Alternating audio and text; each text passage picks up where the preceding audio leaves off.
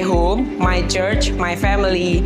Shalom my family, selamat datang di GSKI Rehoboth Semarang bagi Jemaat Rehoboth Semarang yang baru pertama kali hadir. Saudara-saudari dapat menemui tim kami yang ada di front desk di area lobi Rehoboth Semarang.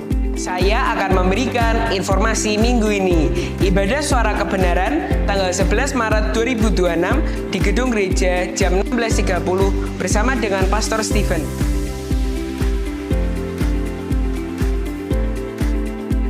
Home Eternity bersama Kak Theo di ruangan sekolah minggu hari Sabtu jam 16 WIB.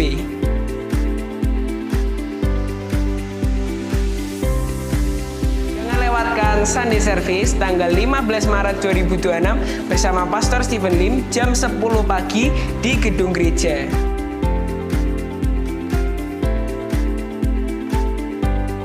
Bagi Jemaat Rehoboth Semarang yang ingin memberikan, dapat memasukkan ke kotak-kotak yang ada di sekitar Gedung Gereja atau dapat memberi melalui kris yang tertera di bawah ini.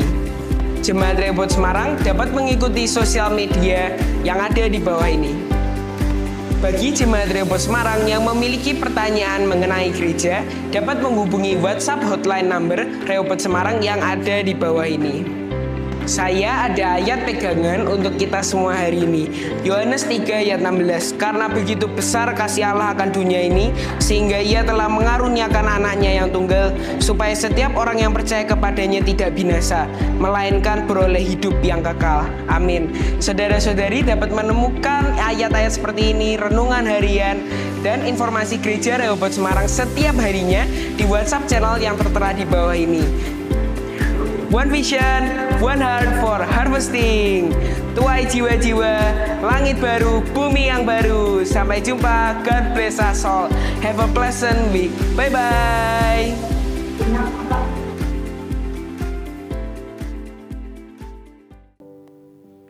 Saudaraku, di dalam perenungan saya di hadapan Allah,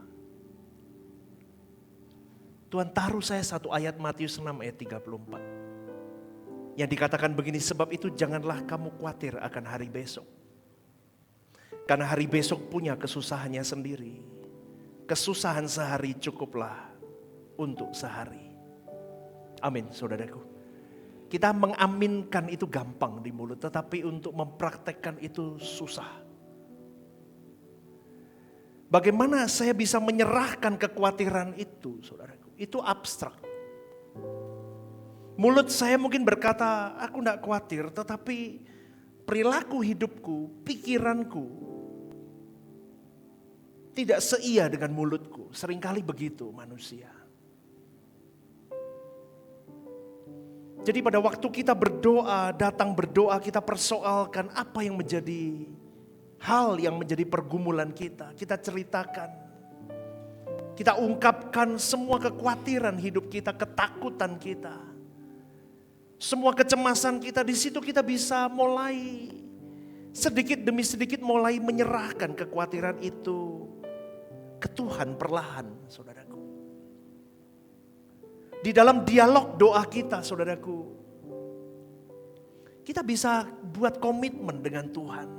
Kita bisa buat janji, kita buat tekad. Kita bisa mengutarakan pernyataan-pernyataan di hadapan Tuhan. Dari perjumpaan itulah, saudaraku, kita sedang membangun cinta kepada Tuhan. Maka boleh saya katakan begini, kekhawatiran hidupmu tidak akan pernah kau lepaskan dari tanganmu selama kau belum membangun cintamu sama Tuhan. Amin. Membangun cinta kepada Tuhan itu yang harus menjadi proyeksimu dan proyeksiku di dalam kekristenan kita. Kenapa pastor membahas ini? Karena begini, saudaraku. Banyak orang Kristen yang berbohong di dalam hari hidupnya. Oh, aku baik-baik saja. Oh, everything okay. Amazing, hidup saya great, dari Tuhan luar biasa. Tapi cuma di mulut. Tapi di hatimu kau berkata remuk aku. Saudaraku, ini fakta hidup. Tidak ada satu orang pun yang bisa lari yang dari namanya masalah hidup. Tidak ada satu orang pun yang lepas dari yang namanya problematika hidup.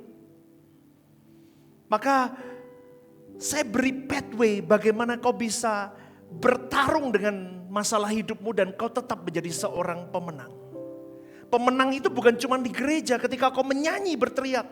Lebih dari pemenang, bukan. Tetapi ketika kau bisa mengentaskan hidupmu tetap presisi. Di semua keriuhan hidupmu itu dan kau tetap teduh, kau tetap fokus kepada Allah. Dan kau tetap jalan di pathway Allah. Dan kau tetap benar di dalam 24 jam 7 harimu. Kau tetap layak di hadapan Bapa. Amin, saudaraku. Amin. Berikan tepuk tangan untuk Tuhan. Bagaimana pastor untuk ke sana? Perjumpaan dengan Tuhan. Kau bangun cintamu sama Tuhan. Tuhan itu hidup, saudaraku. Dia nyata, jangan main-main dengan dia. Lama-lama kau duduk dekat kaki Tuhan. Maka Bapak Ibu kalau Anda lihat ada 5 means ini. 5 means ini saya pengalaman dengan Tuhan. 5 menit pertama saya duduk dekat kaki Tuhan. Dulu saya bukan orang yang suka doa. Saya Kristen dari bayi. Mau enggak mau orang tua saya Kristen, saya jadi Kristen. Mau enggak mau saya dipaksa pelayanan, saya pelayanan. Mau tidak mau saya ke gereja. Mau tidak mau saya ikut semua aturan orang tua saya. Saya menikah pun dengan cara Kristen. Saya ikut baptis percik, CD, baptis selam. Sudah kartu baptis saya banyak, saudaraku. Saya masuk sekolah teologi dari berbagai denominasi. S1, S2 saya sudah masuk semua. Tapi saya tidak pernah membangun jam doa sama Tuhan. Betul. Saya fasih berkhotbah, tapi saya bisa tidak berdoa. Halo, dengar baik-baik. Saya bisa fasih berdoa dengan segala style yang bisa diberikan pendeta di depan itu, dengan gaya anak mudanya lah, dengan gaya tegasnya lah, dengan bisa tidak berdoa pendeta itu. Tidak percaya? Dulu saya pelakunya. Bingung toh? Doki bingung apa sih? Kok lihat saya begitu? Mata kalian itu menghakimi saya loh. Betul, itu bisa. Tetapi saudaraku, saya rindu. Kenapa pendeta itu bisa 2 jam di kamar doa? Bisa 3 jam di kamar doa. Kenapa aku 5 menit saja aku gak tahan? Gak tahan saudaraku. Jangankan 5 menit, 1 menit sudah kemana-mana kepala saya. Udah mikirnya. Kalau di gereja itu, mesti dulu saya nyenggolin istri saya. Pendeta suwi banget khotbahnya. Besok minggu depan jangan ke gereja ini lagi, kelamaan. Ngantuk aku. Siapa pernah melakukan itu? Bertobatlah. Saya dulu begitu. Wah. Terus isi saya juga kadang ngomong, pendeta ini mubeng-mubeng. Khotbahnya kayak pesawat terbang mau berhenti itu. Terbang lagi, aduh. Sekarang saya dikritik sama istri saya, kamu kalau khotbah juga lama katanya. Bapak Ibu, kembali ke cerita. Saya punya hashtag 5 means, ada produk baju dan semuanya. Itu dari pengalaman saya, 5 menit pertama saya bisa bawa saya sampai hari ini. 5 menit pertama saya duduk dekat kaki Tuhan, start with 5 minutes with God, itu membuat saya bisa bertarung dengan kehidupan ini. Kalau tidak, saya tidak bisa menggembalakan gereja ini. Ini gereja baru 4 tahun loh. Kita masih tidak punya apa-apa semuanya sampai di titik ini. Masih banyak kurang, it's okay. Makanya saya ngomong sama para pelayan Tuhan, it's okay. Kamu jangan lihat gereja yang udah puluhan tahun di luar sana, kau sandingkan. Udah, gembalamu tidak di titik itu. Gembalamu lebih kepada bagaimana jam doamu di hadapan Allah itu lebih penting. Amin gak? Amin ya. Jam doamu itu akan menggelegar di kekekalan, yang akan menggelegar sampai ke surga, sampai mengganggu hati Bapamu ketika kau melayani dengan hati yang I love you Lord. Aku mencintaimu.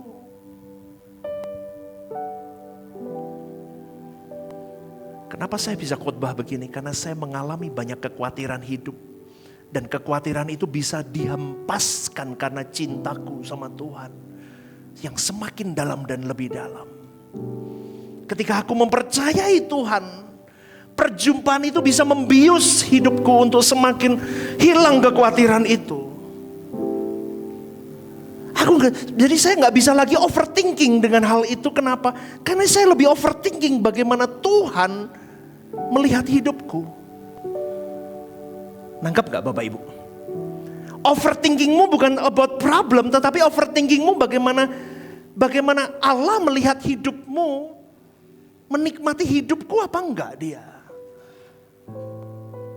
Jadi sampai di satu titik bahwa aku harus bisa menikmati Tuhan sebagai kebahagiaanku satu-satunya. Dan itu bukan fantasi, dan sampai di titik itu nanti Tuhan bisa menikmati aku juga sebagai anak yang berkenan di hadapannya.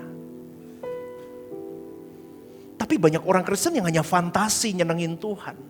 Maka kalau Bapak Ibu ikuti renungan pagi hari ini di YouTube gereja kita, Jebakan Iblis, saya beri judul itu. Sebetulnya tema yang mau saya sampaikan adalah bagaimana kekristenan hari ini itu lebih kepada materialistis. Kristen hari ini didrive bagaimana materi. Bagaimana kehidupanmu glamor dan menikmati dunia. Padahal Tuhan sendiri berkata, kumpulkan hartamu di surga. Kalau kau tidak habis dengan dunia ini, kau tidak akan pernah bisa merengkuh Allah dengan penuh.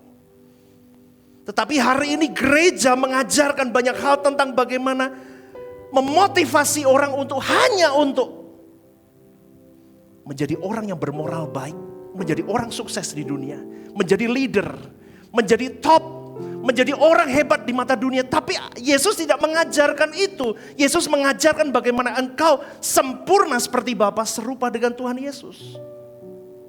Levelmu jauh di atas itu. Kalau lagu tadi, Yesus teladanku, kita lihat hidup dia. Makanya Bapak Ibu sekali lagi, jangan lihat pendeta. Lihat Yesus. Amin gak nih? Kau lihat pendeta, kau bisa salah arah. Kenapa? Karena pendeta pun harus sekolah belajar sama Yesus. Dan tidak semua pendeta mau duduk diam dekat kaki Tuhan belajar sama Yesus. Saya sedih saudaraku dengan kekristenan hari ini. Dengan kasih saya mengingatkan, gereja ini mengajarkan pathway-mu mengiring Yesus. Tapi tidak banyak yang mau ikut. Tapi nggak apa-apa kalau kamu mau memilih hidup kekal, kau di sini jalan benar. Karena kau diajarkan di tempat ini saudaraku untuk menikmati Tuhan sebagai kebahagiaanmu satu-satunya. Dan itu tidak boleh jadi fantasi. Tapi kalau kau menghadap Tuhan tiap hari, tiap saat, dimanapun, di pekerjaanmu, di jalan, di mobil, di motor, anak-anak muda sedang berangkat kuliah, sedang membawa tabnya, sedang jalan ke laptopnya, sedang jalan masuk ke ruang kuliahmu, kau berkata kepada Tuhan, Lord, pimpin aku. Kau sedang mengerjakan sesuatu, ibu rumah tangga sedang masak, Lord, pimpin aku hari ini. Nanti kau akan mengalami yang namanya penemuan-penemuan baru bersama dengan Tuhan yang boleh saya katakan apa? Jackpot ilahi yang tidak bisa kau bayangkan, kau pikirkan, tapi Tuhan beri atas hidupmu. Maka sekali lagi gereja ini saya ingatkan Bapak Ibu, jangan bergantung sama sosok pendeta. Siapapun itu termasuk saya. Bergantunglah sama Tuhan. Amin gak nih? Berikan tepuk tangan dulu. Saya tugasnya memberi arahan sama Anda. Saya beri penjelasan-penjelasan begini. Jadi mentormu, oke. Tetapi kau sendiri harus punya bonding sama Tuhan. Perjumpaan dengan dia. Sampai kau bisa bersayang-sayangan dengan Tuhan. Gimana ya saya ngomongnya ya? Kalau anak muda baru pacaran sama pacarnya itu kan bisa manja-manjaan. Di sini tua semua apa muda semua nih? Ya udah yang dulu pernah muda deh, pasti pernah manja-manjaan. Yang udah makan belum? Nanti kalau mau malam mau bobok, udah bobok belum? Sudah lah, kok iso bales? Ya bingung. Tapi ya begitulah manja-manjaan. Ngerti nggak Bapak Ibu? Saya rindu Bapak Ibu, kita semua orang Kristen harus sampai di level itu sama Tuhan.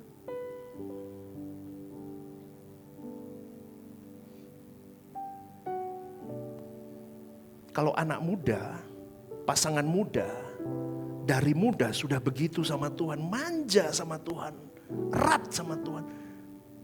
Masa depanmu baik. Masa depanmu hebat.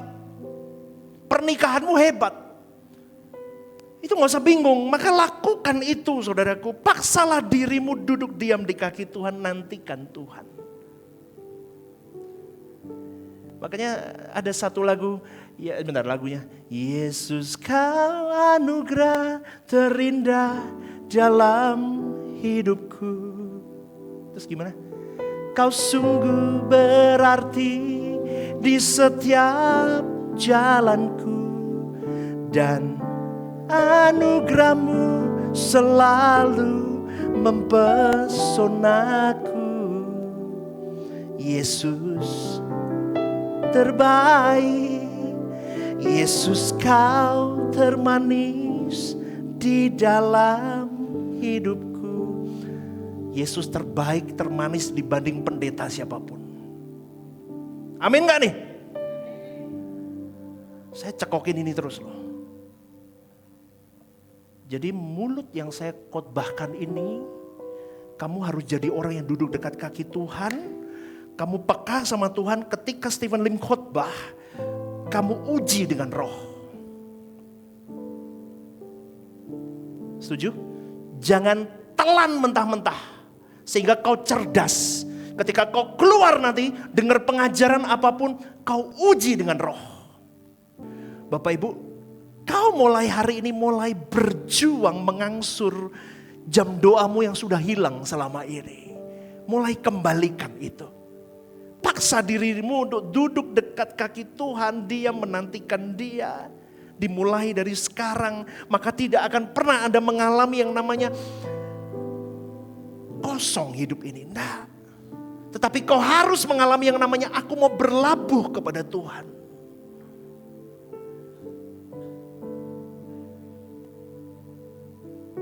Pendeta bisa ngomong tentang kebenaran, tapi tidak akan benar sikapnya kalau dia tidak pernah duduk dekat kaki Tuhan. Saya itu kalau lihat YouTube Bapak Ibu, saya kadang sedih, pendeta khotbah banyak sekali yang khotbah tentang teori yang tentang bagaimana memotivasi hidup saja. Tetapi tidak memotivasi bagaimana sampai kekekalan. Kristen itu harus dimotivasi sampai dia masuk kepada aku cuma rindu kekekalan. Karena Yesus datang pun hanya untuk memotivasi bangsa Yahudi itu untuk kekekalan. Maka tugas kami sebagai hamba Tuhan, sebagai pendeta itu juga sama. Memotivasimu untuk masuk ke dalam cinta Tuhan yang tidak terbatas. Saudaraku, lebih dari pengetahuan teologi yang kita pelajari, kita alami perjumpaan dengan Tuhan itu lebih penting. Maka setiap kita harus mengalami perjumpaan itu. Renungan pagi yang ada di gereja kita tidak boleh menggantikan perjumpaanmu dengan Tuhan. Tidak boleh. Perjumpaan itu sebuah kemutlakan yang harus kau miliki setiap saat, setiap waktu, setiap pagi. Pribadi lepas pribadi bersama dengan Tuhannya. Tapi gak bisa bangun pagi pastor aku. Nah tapi kalau nonton bola kok bisa? Halo? Yang suka bola itu kok bisa kamu bangun pagi jam 3? Kok bisa bangun? Gak bisa pastor, aku gak pernah nonton bola. Ya udah, lah kenapa kalau kamu mau pergi ke airport kok gak terlambat? Halo, jawab dong. Kenapa? Karena kamu takut ketinggalan. Kamu memprioritaskan itu. Kalau Tuhan prioritasmu, kamu pasti bangun dari tidurmu dan kau temui Dia. Tapi sayangnya tidak banyak orang memprioritaskan Tuhan. Tuhan selalu menjadi tambahan dalam hidupnya. Kalau dia sedang masalah baru cari Tuhan. Ayo berubah saudaraku. Kita mau berlabuh sama Tuhan. Amin. Amin saudaraku. Tuhan jadikan tujuan kita. Maka kita bisa melakukan apapun tanpa kekhawatiran. Percayalah omongan saya nih. Yang membuat saya bisa bertahan sampai hari ini itu karena saya punya perjumpaan dengan Tuhan. Saya berlabuh sama Tuhan. Berlabuh sama Tuhan. Tuhan jadikan tempat di mana saya bisa curhat. Ngobrol sama Tuhan. Di situ ada kedamaian yang tidak bisa saya utarakan, tetapi itu yang membuat saya bisa melangkah, saudaraku. Karena banyak orang hari ini yang terhilang seperti kapal yang dibawa ombak ke tengah lautan. Tidak jelas kemana dia berlabuh. Pelabuhan hidupnya kesenangan hidup. Kesenangan itu ternyata cuma sesaat dan menderita terus setiap saat. Hari ini orang didrive dengan materialistis. Dia berpikir dengan aku membeli itu, aku punya kebahagiaan. Dia beli. Ternyata dia beli dengan mencicil, mengangsur. Ketika dia membeli, dia bahagia 1 bulan, 2 bulan, 3 bulan. Nyicilnya 3 tahun. Halo? Sengsaranya 3 tahun, saudaraku.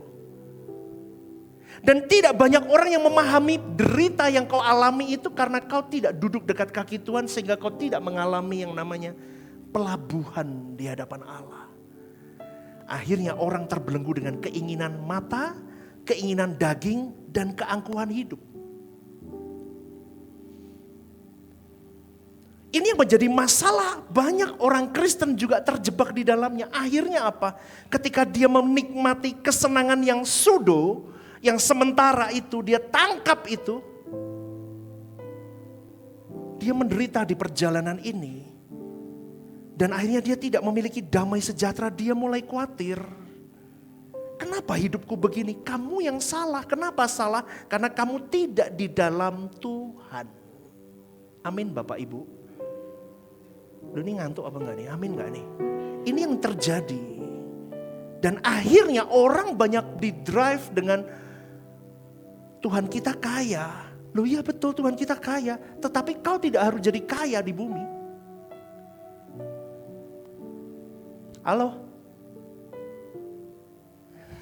Ini pasti pada gak setuju ini omongan saya. Tuhan kita, tapi tidak semua orang ikut Tuhan kah?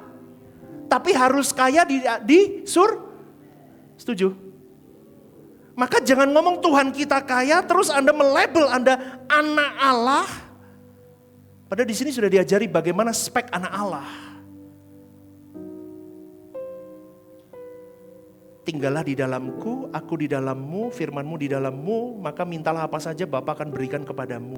Tapi orang yang tinggal di dalam Allah, mengenal hatinya, firman-Nya tinggal, hidup bersama dengan Allah, berkenan di hadapan Allah, jadi anak Allah, tidak akan pernah meminta sesuatu di luar kehendak Allah. Karena orang tidak tinggal di dalam Allah, dia mengambil segala sesuatunya semaunya dia. Dan akhirnya apa saudaraku? Repot, makanya tidak boleh berkata, Tuhan kita kaya, karena aku anak Tuhan, maka aku harus kaya. Oh iya kata Tuhan, harus kaya di surga. Kalau kaya di bumi, kalau memang ya is okay, tapi hatimu tetap harus kaya di surga. Ini bingung apa enggak tuh nih kok kayaknya lihat saya, loh berarti pastor di sini nggak ada masa depan dong di gereja ini. Loh masa depan yang benar. Kau punya segalanya di bumi ini, tapi kalau kau terhilang di kekekalan buat apa? Lebih baik kau tidak punya apa-apa di bumi ini, tapi kau tidak terhilang di kekekalan. Yesus pun gak punya apa-apa di bumi ini. Saya tuh kadang pakai ilustrasi Yesus, saudaraku. Yesus saja setengah mati, Stephen Lim naik Alphard, rasanya apa? Halo? Loh ini gimana? Nggak setuju dengan kalimat saya? Nggak setuju? Nggak setuju. Kalau Yesus aja, saya hamba Allah, saya perwakilan Tuhan, saya harus menunjukkan bagaimana teladan hidup yang benar. Cukupkan dirimu. Bisa beli, bisa, tapi lebih baik untuk pekerjaan Tuhan. Betul? Kalau saya mau pingin itu, pengen beli, berarti saya tidak menguasai keinginan daging saya. Berarti saya tidak menghidupi khotbah yang saya khotbahkan. Yesus bisa gak minta sama bapaknya kereta kencana? Bisa gak? Bisa. Dijaga dengan semua pasukan lengkap, bisa. Tetapi dia tidak lakukan itu. Maka sekali lagi saudaraku, untuk kau memahami kehendak Allah dalam hidupmu, dengan keadaan zaman yang seperti hari ini, kau harus ketemu Tuhan. Dari perjumpaanmu dengan Dia, kau mulai berlabuh dengan Dia. Kau memilih Tuhan dalam pilihan hidupmu. Pilih Tuhan atau pilih dunia? Tuhan atau dunia? Itu 24 jam kau bangun tidur melek mata, Tuhan atau dunia? Tuhan atau dunia? Gereja atau jalan-jalan? Gereja atau jalan-jalan? Berdoa atau langsung pergi ngantar sekolah? Berdoa atau langsung berangkat kerja? Itu pilihan. Doa atau bobok cantik? Doa atau bobok cantik? Pilihan. Kau dan saya diberi kehendak bebas, pilih itu sesuai dengan siapa yang ada di hatimu, siapa prioritasmu. Dan saya cuma mau katakan saudaraku, kalau kau tidak memilih Tuhan, kau manusia yang paling kasihan. Ombak angin hidup akan menjadi pilihanmu. Yang rajin ibadah, yang rajin berdoa aja belum tentu loh berlabuh dengan benar, saudaraku. Belum tentu. Pastor kenapa ngomong begitu? Saya tahu persis. Semua itu dari saya sendiri. Saya khotbahkan ini dari cek saya sendiri. Belum tentu, saudaraku. Apalagi yang menganggap gereja itu tidak penting. Apalagi yang menganggap doa itu tidak penting. Mau dibawa kemana hidupmu, saudaraku? Sementara bertambah usia, makin hari makin tua. Padahal semakin tua aturan Anda sudah mulai memutuskan di mana aku berlabuh. Karena itu yang menentukan nasib kekalmu. Amin saudaraku. Tuhan itu jawaban segala kebutuhan hidupmu dan hidupku. Tuhan itu jawaban dari segala kebutuhan hidupmu dan hidupku. Maka jangan kejar kenikmatan hidup, tapi kejarlah Sang Pemilik segalanya. Kejarlah Tuhan. Rengkuhlah Dia tiap saat, tiap pagi. Sebelum kau berbicara dengan siapa, sebelum kau apa-apa, kau temui Dia dulu di dalam keheningan. Kau bisa berkasih-kasihan dengan Dia dan Dia tuntun kamu pasti. Bagaimana mengalami itu semua? Pastor bijaksana, takut akan Tuhan, rapi hidupku, dituntun Tuhan. Doa. PR hidupmu hanya doa, doa, doa. Ya ulang, 1, 2, 3. Doa, doa, doa. Amin. Doa, doa, doa. Kenapa kau harus suka doa? Lah katanya Yesus teladanmu. Yesus suka doa.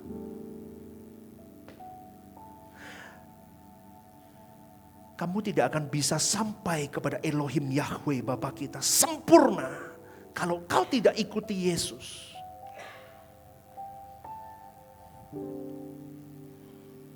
Saudaraku, berlabuhlah kepada Tuhan.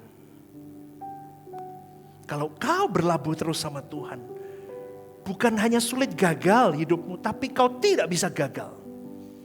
Karena kau berlabuh kepada Tuhan yang benar, Dia akan tuntun Anda, memberikan direction dan correction yang jelas. Mungkin kita bisa bergeser dari pelabuhan hidup kita. Mungkin masa kebodohan, ada godaan keluar dari pelabuhan hidup. Tapi segeralah kembali. Kalau hari ini masalah keluargamu masih ruwet, hati-hati jaga hatimu. Karena iblis itu lihai untuk membuat orang bisa selingkuh, saudaraku. Di gereja ini saya akan sangat kencang dengan hal itu. Hati-hati. Kesucian hidup itu penting di hadapan pelayanan di mimbar ini. Jaga hatimu. Kalau kau sedang tidak punya uang, ekonomimu sedang sulit, hati-hati dengan hatimu. Nanti kau pahit lihat orang lebih kaya, lebih sukses, kau pahit. Jaga hatimu. Iblis bisa bermain dengan ranah apapun supaya kau dan saya tidak fokus kepada Bapa. Orang kalau remuk kan malas doa. Orang kalau remuk kan malas ke gereja. Orang kalau remuk malas pelayanan. Itu yang dibidik setan terus. Dihajar, dikasih umpan.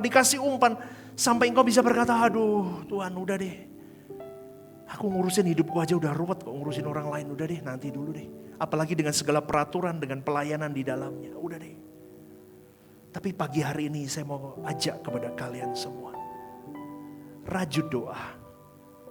Rajut kesucian hidup. Dua ini dibundling jadi satu. Itu jadi powerful. Kau mau susah hidupmu, kau ada di hadirat Allah. Suci hidupmu, suci mulutmu, suci pikiranmu, suci hatimu. Hati-hati. Kau di kesenangan hidup, kau diberkati Tuhan dengan lahiriah yang begitu luar biasa. Tetap hidup suci. Kawal dengan doa. Punya hubungan dengan Tuhan. Maka kau tidak rusak dengan berkat ilahi, berkat lahiriah itu. Orang tidak akan remuk dengan masalah hidupnya. Orang tidak akan hilang dengan kenikmatan hidupnya. Kalau dua kutub ini sama-sama berada di pelabuhan Bapa. Setuju? Setuju gak nih? Kalau mereka ada di pelabuhan Allah, dua kutub ekstrim ini tidak akan hilang. Orang kan hidup begitu susah, gak punya duit, gak punya ekonomi yang baik, masalah bertubi-tubi, atau dia dinikmati hidup. Pencobaannya dua kutub ini. Tapi dengerin saudaraku, kalau kau meleset, balik segera. Makanya jangan iseng WA, iseng. Semua dosa itu dimulai dari iseng. Maka di gereja ini tidak boleh ada sharing dengan lawan jenis. Kok sharing apa? Curhat dengan lawan jenis. Laki-laki cari saya. Cowok. Nggak usah cari yang perempuan. Perempuan cari ibu gembala. Setuju gak nih? Ini pendetamu sehat kok, tidak suka sama laki-laki juga. Aman. Masih normal saya ini. Ya. Nggak ada. Pastikan benar. Saya tidak mau di gereja ini ada yang melanggar kekudusan hidup. Saya akan habisi kalian. Betul, saya nggak bohong. Apalagi aktivis, dengar baik-baik. Kalau kau bermain-main dengan kesucian hidup, saya ngekeplak kepalamu sendiri. Keplak itu bahasa Indonesianya apa? Pukul. Beating your head. Ih, lucu ya. Apa? Ini loh, pokoknya ini apa nih? Ketak itu apa ya? Hah? Tak tutup. Itu bahasa Jawa. Apa? Cita kepalamu. Biar merempul kepala, merempul iki apa meneh jal. Biar benjol kepalamu, benjol ilahi ya. Jadi Bapak Ibu yang dikasih oleh Tuhan, kalau hari ini kita stres, bingung, jangan kemana-mana. Jangan uring-uringan mulutmu, dijaga kekudusannya. Jangan perkara hal kecil kau ribut dengan pasanganmu, malulah saudaraku. Nyanyinya apa? Seperti Yesus Seperti Yesus, mandi sambil begitu. Seperti Yesus, pokok keselamatanku. Seperti Yesus,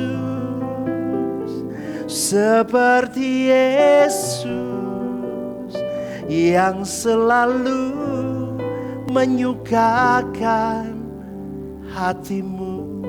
Tapi keluar dari kamar mandi habis nyanyi, kan banyak penyanyi kamar mandi kan, suaranya menggema kan bagus. Keluar dari kamar mandi ribut sama pasangannya gara-gara tempe misalnya. Gosong udah enak masak, udah perlu saudaraku. Bapak-bapak dengerin ya, kalau istrimu masak gak enak seperti apapun, makan. Setuju? Gosong pahitnya kayak apapun, makan. Daripada perpecahan keluarga terjadi dalam hidupmu. Amin. Kenapa bercerai? Gara-garanya rugi dong saudaraku. Makan. Dengar, kalau istrimu dipanggil Tuhan kau baru tahu rasanya tidak ada yang merumati. Saya kalau bulisi ada perlu pergi dulu ya. Pergi gitu ya. Saya bingung loh, mau cari makan tuh kayak orang hilang Bapak Ibu. Ya, aku makan apa ya? Saya begitu. Bapak-bapak gitu enggak? Kalau enggak berarti enggak benar itu. Istrinya kurang care. Saya dulu begitu, saya sampai sekarang kok, loh kok enggak ada makanan ya? Nanti istri saya juga tahu. Feeling seorang istri itu tahu. Halo, kamu udah makan belum? Belum. Ya ini di kulkas ada ini, ada ini. Oh ya, saya cari. Kayak anak hilang, enggak ada induknya yang ngasih makan, Bapak Ibu. Saya bingung. Bapak-bapak gitu enggak? Duku Rawan itu ngomong tau, enggak pastor. Berarti kalau sampai suami ngomong, enggak, aku maam dewi, istri-istri bertobatlah. Lebih di care.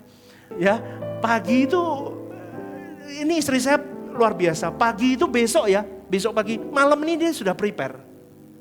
Buat besok pagi apa. Itu seneng loh. Saya merasa, lah ini. Dan aku nyiapin dewi, kok dia ngapain menikah? Betul gak? Ada yang nyiapin. Makanya suami-suami yang tua-tua, yang sudah usia itu jangan mokong kamu. Nah, kasih tahu nih kebalamu yang ngomong.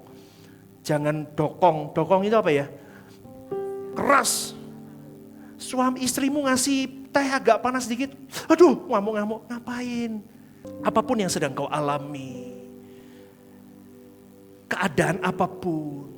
Persoalan anak, persoalan pribadi, persoalan pacaran, persoalan sekolah, persoalan kerja, ekonomi. Apapun bawa ke Tuhan. Berlabuh hanya, ingat ya, Tuhan itu tidak menjawab dengan cepat seringkali. Apalagi kalau kau sudah tahu kebenaran, kau dibawa dewasa. Itu seringkali lama jawaban Tuhan. Lama saudaraku. Kenapa pastor kok lama? Karena dia menguji sampai di mana kau punya ketangguhan, kesungguhan untuk menantikan dia. Sampai di mana kau benar-benar punya kualitas, I love you Lord, apapun keadaanku aku tetap pegang dirimu. I trust in you. Dia Allah, dia Tuhan yang nyata, kenapa kau ragu? Tunggu saja tanggal mainnya. Saya 4 tahun ini saudaraku, saya berpengalaman dengan Tuhan luar biasa cepat. Satu kunci yang saya tangkap dan saya mau share pagi hari ini. Tunggu saja. Kalau kairos Tuhan turun itu luar biasa. Gak usah ngeyel jadi orang. Tunggu saja.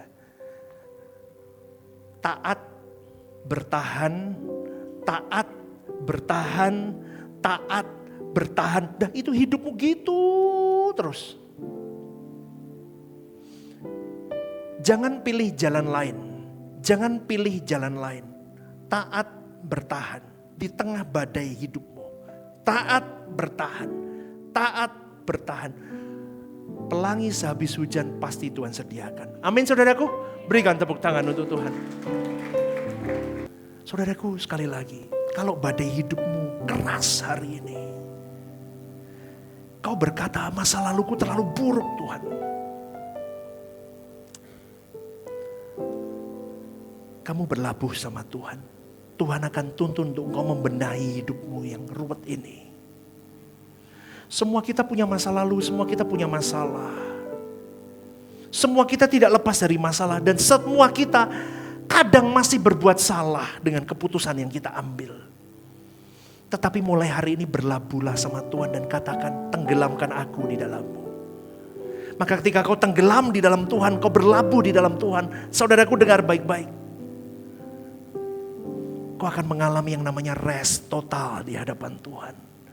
Maka nanti kau akan tampil memberikan keputusan-keputusan melangkah dengan hidupmu, dengan segala segudang masalahmu itu dengan benar. Tapi kau harus benar-benar datang menghadap Tuhan. Tiap saat doa saja hidupmu. Kadang kalau ada banyak orang cerita sama saya begini, pastor aku gak bisa tidur sampai kepikiran masalahku. Beberapa sampai menemui saya dan mereka minum obat tidur. Itu lebih tepatnya penenang. Kadang satu pil itu dibagi 2 supaya tidak terlalu berat kan, dibagi 2, diminum lah, masih nggak bisa tidur, diminum 1 nggak bisa tidur. Kenapa? Jiwa, pikiran, hatinya tidak rest di dalam Tuhan. Punya semuanya, tapi nggak rest.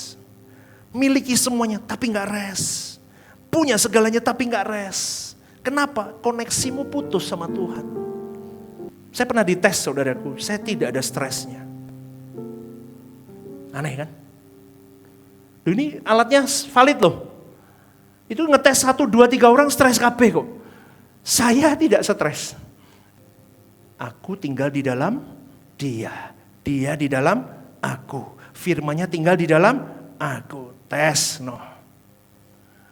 Nggak ada stresnya. Dokternya bingung. Loh kok rasa stres nih? Dia pikir saya mayat hidup. Oh bukan. Saya tinggal di dalam Tuhan. Setiap kali mau bobok cantik malam, saya selalu ngomong begini. Pak, thank you untuk hari ini. Aku serahkan kepadamu. Boboklah. Langsung ambil guling kesukaanmu dan selesai. Amin saudaraku. Siapa yang mau begitu? Siapa yang mau begitu? Angkat tangan. Lu enggak mau bobok enak kamu? Susah loh bikin obat tidur loh. Siapa yang mau bobok enak? Angkat tangan. Nggak usah malu-malu, nggak usah begini-begini. Angkat tangan. Siapa yang mau bobok cantik? Tinggi tangan, tinggi-tinggi. Tuhan, malaikat lihat itu. Malam ini kasih bobok nyenyak. Besok sampai telat kerja. Amin. Amin. Berikan tepuk tangan untuk Tuhan.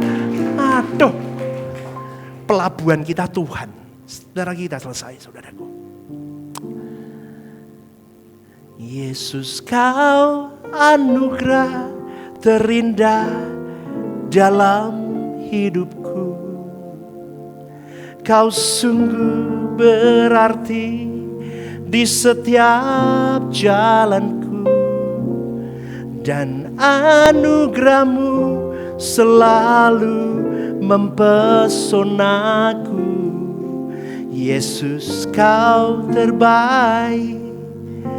Yesus kau termanis di dalam hidupku. Pulang dari tempat ini gak boleh ngomong gini. Kata Pastor Stephen, enggak. Tapi kata firman Tuhan. Kata firman Tuhan yang disampaikan Pastor Stephen Lim tadi pagi. Nah. Amin gak nih? Kata Tuhan Yesus, lah itu baru benar. Karena Stephen Lim pun mengutarakan kata-kata Tuhan Yesus. Tidak boleh kata Stephen Lim, kata Pak Eras, kata Pak siapa lagi? Tidak ada. Kata firman Tuhan. Sepakat gak nih? Saya ngajarin kamu yang benar loh Bapak Ibu. Jangan serik sama saya loh. Saya ngomongin yang benar. Kamu tuh Kristen yang benar gitu loh. Bertingkah lakulah untuk kamu jadi contoh orang lain di luar sana kenal Kristen.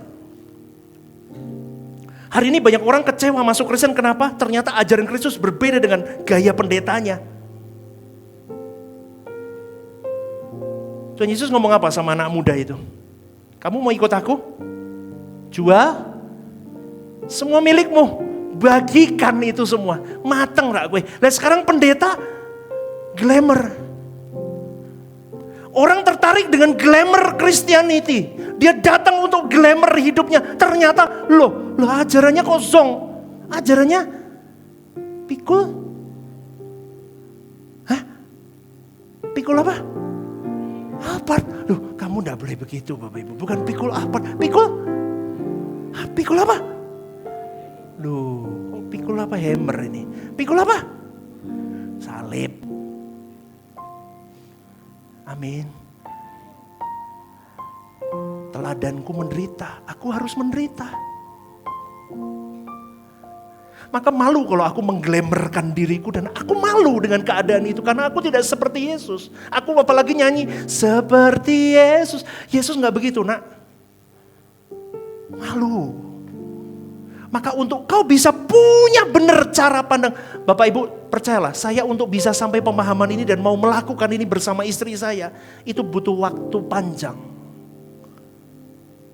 Saya dulu tidak menemukan poinnya. Kenapa sih Bapa begini? Kenapa sih Yesus begini? Apa sih fungsi Roh Kudus? Apa sih fungsi Injil? Sampai saya bisa memetakan ini. Saya ajarkan di sini. Kuncinya supaya mengerti ini dari doa. Hidup kudus. Semakin kudus kamu semakin buramnya itu hilang. Semakin ceto sama Tuhan, semakin lihat.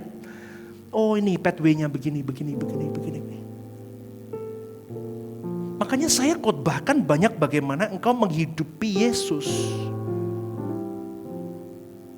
Karena Elohim Yahweh itu menunggu engkau dan saya serupa Yesus. Cek hatimu, pikiranmu, fokus hidupmu, nafsumu itu kayak Yesus apa enggak? Kalau belum, ayo koreksi cepetan. Makanya saya sudah ngomong sama istri saya, aku pilih jalan ini loh di GSKI. Ini jalan sepi. Dengan talentaku berkhotbah, kalau aku tidak ikut GSKI, aku ikut ajaran lain, saya mungkin lebih cepat saudaraku. Saya mungkin sudah punya gedung besar mungkin. Tapi aku memilih jalan sepi ini karena aku tidak bisa mengkhianati yang namanya the truth. Kebenaran itu. Ngerti gak saudaraku? Saya memilih jalan sepi ini. Dan itu menderita untuk menggembalakan jalan sepi itu. Saya masih muda saudaraku. Anda mungkin masih ada yang baru pertama kali datang tanya begini. Apa ya pendeta iki iso nglakokke? Apa betul Stephen Lim ini bisa melakukan yang dia ucapkan? Makanya saya ngomong, lihat hidup saya, kenali saya. Kalau Anda mau kenali saya, dekatlah dengan saya. Tapi jangan deket-deket deh. Kalau belum mandi maksud saya. Dekatlah dengan saya, lihat hidup saya. Kau temukan bagaimana seorang Stephen Lim bisa sampai di titik hari ini. Bapak Ibu yang ikut saya lama tahu, saya dan istri gak mudah loh. Ingat baik-baik. Ingat baik-baik. Kita sementara di bumi ini. Jangan sampai kau parkir gara-gara kau kejar itu semua. Kau habiskan tenagamu cari duit. Gak salah cari duit, tapi kau habiskan hanya untuk memenuhi keinginan mata. Keangkuhan hidup supaya kau diakui. Dan kau habis tidak pernah fokus ke Tuhan, memeluk dia, gak pernah kau kejar. Capek saudaraku, capek. Trust me, anak-anak muda yang belum pernah merasakan pegang duit banyak terus kau hidup begitu. Coba nanti kau akan merasakan lelah di tengah jalan. Sekarang itu nikmat hidup saya. Melangkahkan, wow, gak ada khawatir, gak ada apa. Anda sampai trust begini loh, Anda taruh begini. Nih saya tutup ya dengan satu ilustrasi begini. Ini hidupku Pak. Coba kamu berdiri sini. Sekali-sekali Ibu Gembala harus masuk video.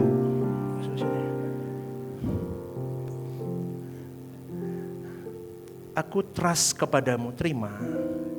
Ya udah. Pokoknya aku melekat aja.